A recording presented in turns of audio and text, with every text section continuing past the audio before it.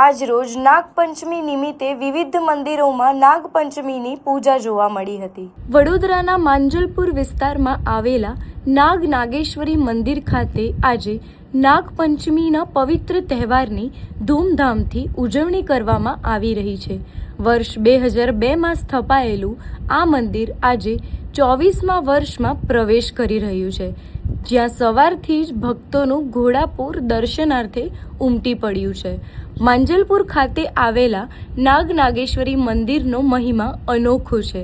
તારીખ 4 ઓગસ્ટ 2002ના રોજ એક અકસ્માતમાં નાગિનના મૃત્યુ બાદ ગ્રામજનો દ્વારા શ્રદ્ધાપૂર્વક તેમની સમાધિ બનાવી મંદિરનું નિર્માણ કરવામાં આવ્યું હતું। નાગપંચમીના દિવસે ભક્તો પોતાની માનતા પૂરી કરવા માટે અહીં મોટી સંખ્યામાં આવે છે।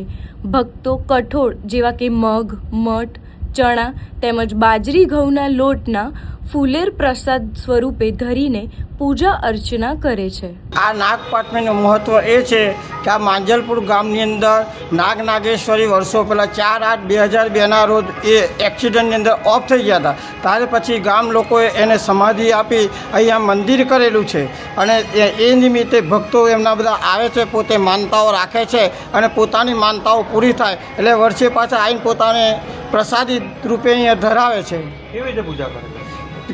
પૂજા એ રીતના કરે છે કે પોતે જે માનતા રાખી હોય, દાખલા તરીકે કઠોળ, મગ છે, મઠિયા છે, ચણા છે, આવા બધા લોટનો કુલેર, આવી બધી માનતાઓ અહીં પૂરી કરતા હોય છે લોકો। કેટલા વર્ષ જૂનું મંદિર? આ 4/8/2002 24 વર્ષમાં પ્રવેશ કરે છે। આજે નાગપાંચમનો મહિમા છે।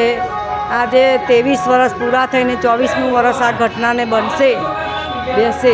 આ નાગદાદાની પૂજા કરવાથી સર્વ ફળ પ્રાપ્તિ થાય છે, સંતાન પ્રાપ્તિ, નોકરી પ્રાપ્તિ, સુખ શાંતિ। ના દાદાને રામનું વૈડા, કુલેર, નારિયેલ પ્રસાદ ધરાવવામાં આવે છે અને દૂર દૂરથી લોકો આવીને એમની શ્રદ્ધા માનતા માને છે, એમની માનતા દાદા પૂરી કરે છે।